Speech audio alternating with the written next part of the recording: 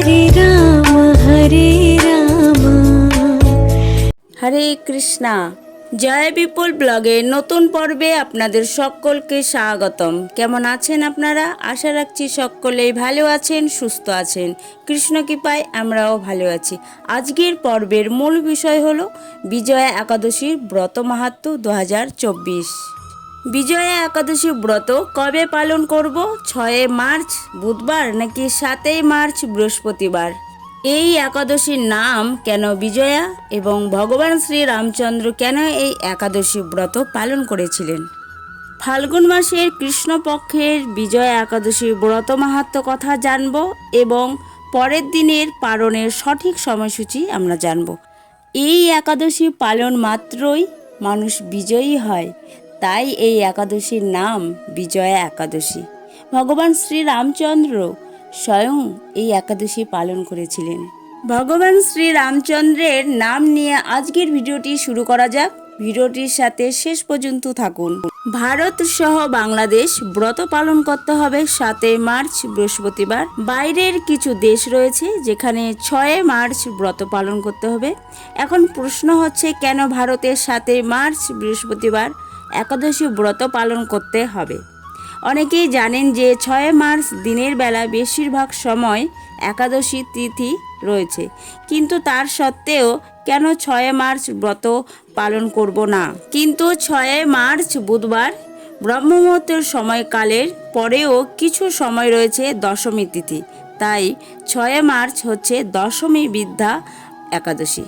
ভারত সহ বাংলাদেশের জন্য 6 মার্চ দশমী বিদ্যা উপবাস, সেই কারণে এটি বর্জনীয়। দশমী বিদ্যা একাদশী করতে শাস্ত্রে নিষেধ করা হয়েছে। তাই যারা বাংলাদেশ সহ ভারতে অবস্থান করছেন তারা 7 মার্চ দ্বাদশী যুক্ত একাদশী ব্রত পালন করবেন। 9 মার্চ রয়েছে মহাশিবরাত্রি, ফাল্গুন মাসের কৃষ্ণপক্ষের চতুর্দশী ব্রত।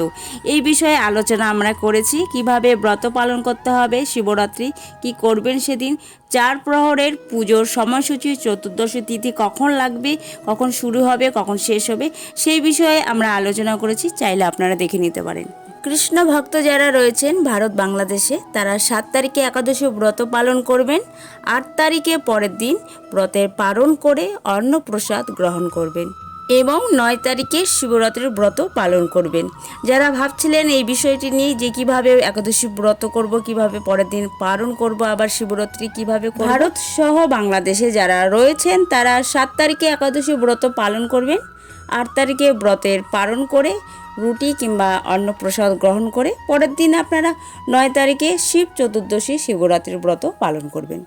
একাদশী ব্রত কিভাবে পালন করবেন, কি খাবেন কি খাবেন না, এই বিষয় নিয়ে সংক্ষিপ্ত আলোচনা করব। বিজয়া একাদশীর ব্রতের ক্ষেত্রে যারা আমিষভোজী রয়েছেন তারা কিন্তু 6 মার্চ থেকে সকল প্রকার আমিষ আহার বর্জন করবেন, সংযম করবেন। কেননা এবার 5 থেকে 6 দিনের মতো একাদশী এবং শিবরাত্রি যেহেতু রয়েছে, তার জন্য একটু আমিষ আহারটা বর্জন করতে হবে 5 থেকে 6 দিনের মতো। একাদশীর দিন, একাদশীর আগের দিন এবং একাদশীর পরের দিন আমিষ আহার বর্জন করবেন এবং পরের দিন 9 মার্চ শিবরাত্রি ব্রত করবেন। আবার 10 মার্চ ব্রতের পরের দিন অবশ্যই আমিষ আহার বর্জন করবেন। সেক্ষেত্রে 6 তারিখ থেকে 10 তারিখ পর্যন্ত এই পুরো 5 থেকে 6 দিন সকলেই অবশ্যই আমিষ আহার বর্জন করবেন এবং কোনো প্রকার নেশা ধূমপান করা যাবে না। দ্রুত ক্রিয়া জুয়া খেলা বর্জন করতে হবে এই কয়েকদিন, যেহেতু 2টি ব্রত রয়েছে, একাদশী ব্রত এবং শিবরাত্রির ব্রত।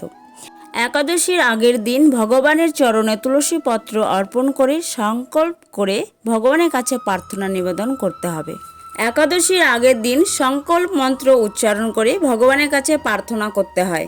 যদি কারো সংকল্প মন্ত্র উচ্চারণ করতে অসুবিধা হয় তাদের ক্ষেত্রে, হে ভগবান, আগামীকাল বিজয়া একাদশী ব্রত পালন করতে ইচ্ছুক, আপনি আমাকে কৃপা করবেন, এইভাবে আপনি ভগবানের কাছে প্রার্থনা নিবেদন করবেন।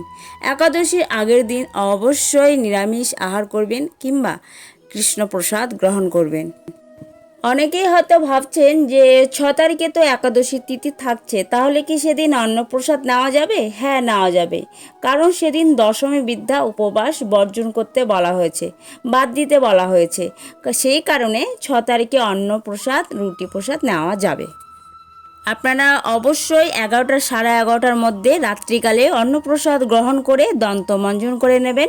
একাদশীর দিন একেবারে সকল প্রকার পঞ্চরবি শস্য বর্জন করতে হবে।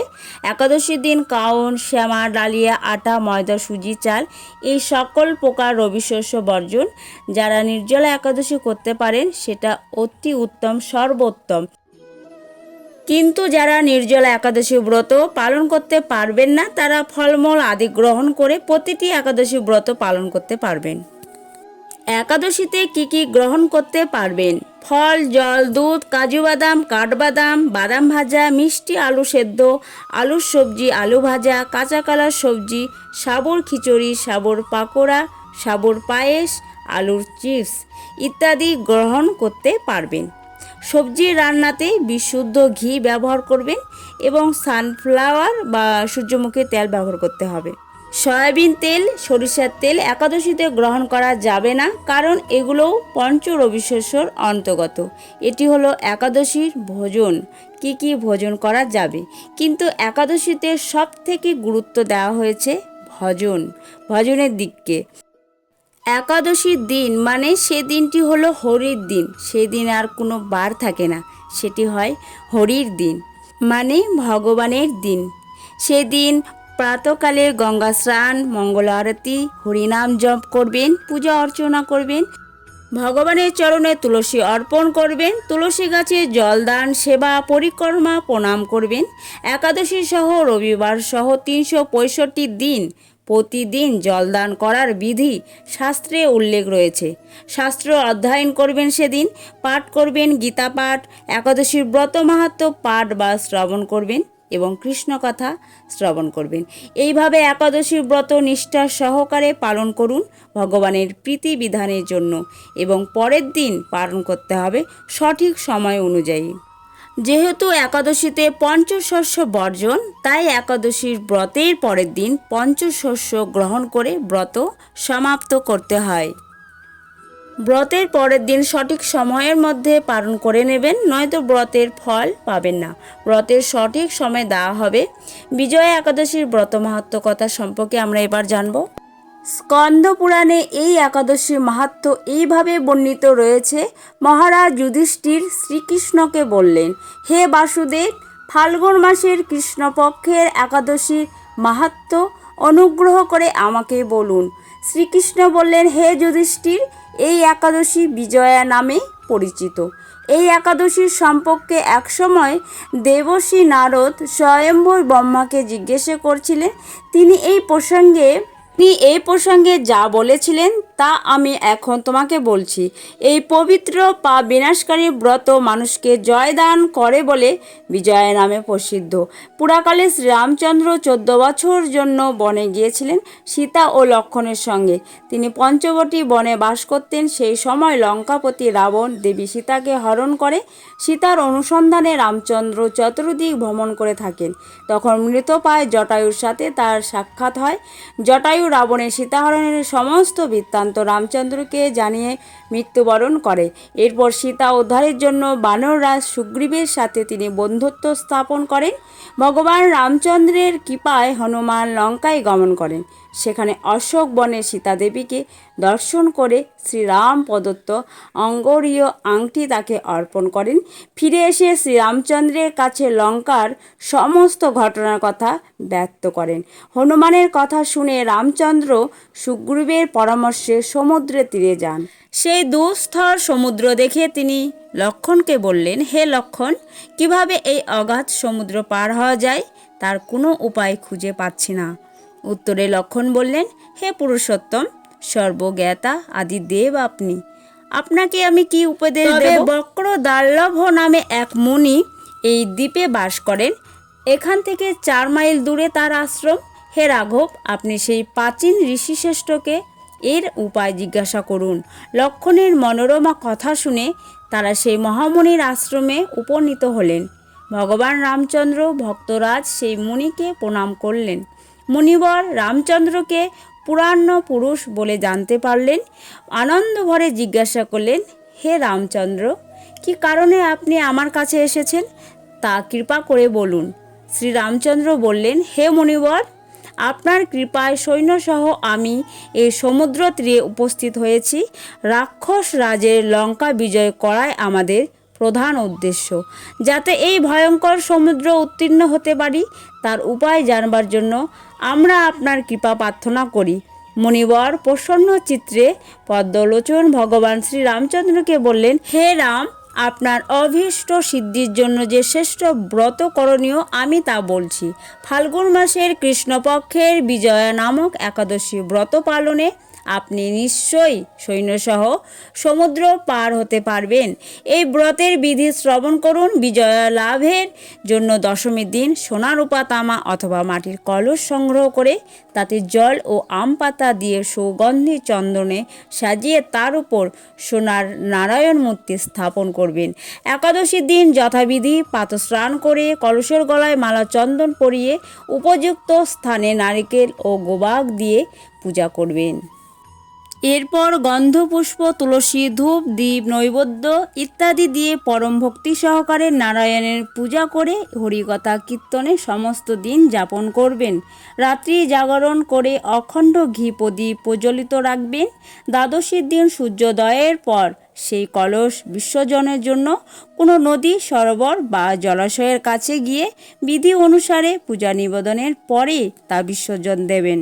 তারপর ওই মূর্তি বেদজ্ঞ ব্রাহ্মণকে দান করবেন। এই ব্রত প্রভাবে নিশ্চয়ই আপনার বিজয় লাভ হবে। ব্রহ্মা বললেন, হে নারদ, ঋষির কথা মতো ব্রত অনুষ্ঠানের ফলে তিনি বিজয়ী হয়েছিলেন সীতাপ্রাপ্তি, লঙ্কা জয়, রাবণ বধের মাধ্যমে। শ্রী রামচন্দ্র অতুল কৃতি লাভ করেছিলেন। তাই যথাবিধি যে মানুষ এই ব্রত পালন করবেন তাদের এ জগতে জয় লাভ এবং পরজগতে অক্ষয় সুখ সুনিশ্চিত জানবে। হে যুধিষ্ঠির, এই কারণে এই বিজয়া একাদশী ব্রত পালন অবশ্যই কর্তব্য। এই ব্রত কথার শ্রবণ কীর্তন মাত্রই বাজপেয় যজ্ঞের ফল লাভ হয়। এই হচ্ছে বিজয়া একাদশীর ব্রতের মাহাত্ম্য, সঠিক তারিখ এবং পরের দিন পালনের সঠিক সময়সূচি। আপনারা বিজয়া একাদশীর ব্রত পালন করুন সঠিক সময়ে, সঠিক দিনে। নিজে ব্রত পালন করবেন এবং বন্ধুবান্ধব, আত্মীয় স্বজন, পরিবারকেও উৎসাহিত করবেন। সকলেই প্রতিটি একাদশী ব্রত পালন করে ভগবানকে সন্তুষ্টি করে ভগবানের ধামে ফিরে যান। সকলেই ভালো থাকুন, সুস্থ থাকুন, কৃষ্ণ ভাবনায় থাকুন। ধন্যবাদ। হরে কৃষ্ণ, হরি বল।